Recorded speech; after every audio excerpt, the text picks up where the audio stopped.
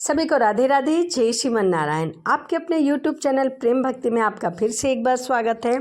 और कैसे हैं आप लोग? आशा करती हूँ कि श्री हरि की कृपा आप सभी पर बनी रहे, आप सभी स्वस्थ हो, अच्छे हो। इसी कामना के साथ आज हम सुनेंगे माघ मास की कथा, अध्याय 25। तो चलिए करते हैं मन में श्री हरि का ध्यान और आगे की कथा सुनते हैं। पिशाच कहने लगा कि हे मुनि, केरल देश का ब्राह्मण किस प्रकार मुक्त हो गया, इसकी क्या कथा है, कृपया विस्तार पूर्वक कहिए। तभी देवदूती कहने लगे कि केरल देश में वासु नाम वाला एक वेद परंपरागत ब्राह्मण था। उसने अपने बंधुओं से उनकी भूमि छीनकर उन्हें निर्धन करके उन्हें बहुत दुख दिया और अपनी जन्मभूमि त्याग कर देश विदेश में घूमता किसी व्याघ्री से ग्रस्त होकर मृत्यु को प्राप्त हो गया। उसका कोई बांधव न होने के कारण उसकी क्रिया नहीं की गई और न ही उसका देह संस्कार हुआ। इस प्रकार क्रिया के लोप होने से निर्जन वन में प्रेत होकर चिरकाल तक फिरता रहा। शीत, भूख, प्यास और दुखों से हाहाकार करता हुआ वह नंगे शरीर रोता फिरता रहा, परंतु उसे कहीं भी सुख की प्राप्ति नहीं दिखाई दी। सर्वदा दान न देने से वह अपने कर्मों का फल भोगता था। जो लोग अग्नि में आहुति नहीं देते, भगवान का पूजा नहीं करते, वह आत्मविद्या का अभ्यास नहीं करते, अच्छे तीर्थ से विमुख रहते हैं। जो लोग दुखी लोगों को स्वर्ण, वस्त्र, तांबुल, रतन, फल, जल नहीं देते, छल कपट करते हैं और दूसरों की स्त्री का धन हरने वाले पाखंडी, चोर, बाल वृद्ध, आतुर स्त्रियों पर निर्दयता करने वाले, इन सभी को झूठी गवाही देने वाले, कुमार्ग चलने वाले, माता पिता, भाई बहन, संतान, स्त्री सभी को त्याग कर देने वाले, जो सब तीर्थों में दान लेते हैं, पालन करने वाले, स्वामी को त्यागने वाले और गौर तथा भूमि के चोर, वेदों की निंदा करने वाले, यह देवता गुरु की निंदा करने वाले, यह सभी परंपरागत पिशाच योनि यानी कि राक्षस योनि में जाते हैं। बुरे कर्मों से बचकर हमें धर्म का कार्य करना चाहिए। ब्राह्मण कहने लगे कि इस प्रकार उस केरल ब्राह्मण ने उस पर्वत पर अधिक समय तक अपना जीवन व्यतीत किया और एक मार्ग में एक पथिक को देखा जो 2 गगरियों में त्रिवेणी का जल लिए हुए त्रिवेणी संगम से आ रहा था। आनंद पूर्वक भगवान के चरित्र का गान कर रहा था। प्रेत ने उसका मार्ग रोककर कहा कि तुम डरो मत, इस गगरी का जल मुझे पिला दो, नहीं तो मैं तुम्हारे प्राण ले लूँगा। देवदूती कहने लगा कि दुखी, दुर्बल, नंगे, मुरझाए हुए तुम कौन हो? पैरों से पृथ्वी को स्पर्श न करके चलते हो। लोमस जी बोले।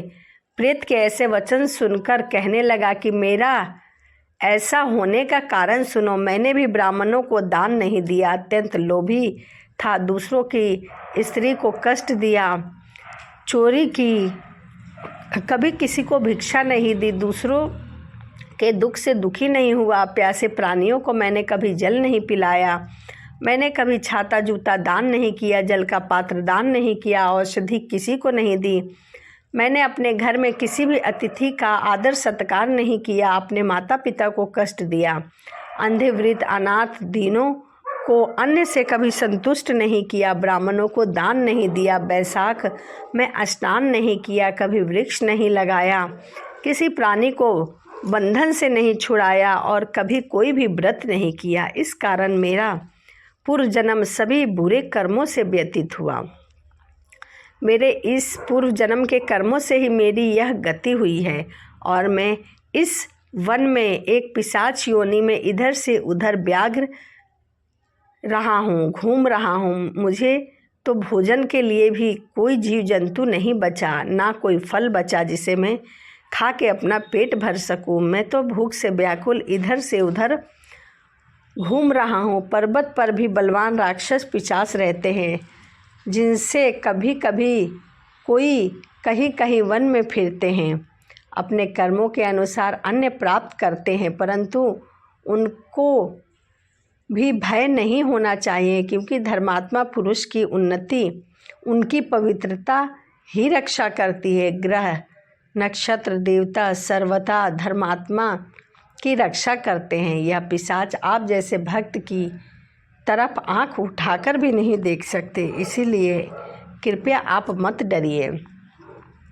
जो नारायण भगवान की भक्ति से पवित्र रहता है उसको प्रेत भूत पिशाच की कोई बाधा नहीं हो सकती। भूत बेताल पिशाच गंधर्व काकिल शाकिनी ग्रह रेवती यज्ञ मातृ ग्रह भयंकर ग्रह कृत्या सर्प कुष्मांडा तथा दूसरे दुष्ट जंतु पवित्र वैष्णव की तरफ देख भी नहीं सकते। जिनकी जीवा पर सदैव गोविंद का नाम, हृदय में वेद तथा श्रुति विद्यमान है, जो पवित्र और दानी हैं, उनको कभी भय नहीं हो सकता। हे ब्राह्मण, इस प्रकार कर्मों का फल भोगता हुआ मैं यहाँ रहता हूँ, ऐसा सोचकर मैं शोक नहीं करता। एक बार मैं जवालिनी नदी के किनारे पर गया था। वहाँ घूमते हुए मैंने सारस के वचनों को सुना था। तो यह माघ मास की कथा अध्याय 25 था। आगे की कथा मैं अगली वीडियो में आपको सुनाऊंगी। वीडियो आपको कैसी लगी कमेंट में जय श्रीमन नारायण लिखना ना भूलें। यदि वीडियो आपको अच्छी लगती हो तो चैनल को सब्सक्राइब लाइक करना ना भूलें। तो चलिए आपसे मिलते हैं अगली वीडियो में। सभी को राधे राधे, जय श्रीमन नारायण, हरे कृष्णा।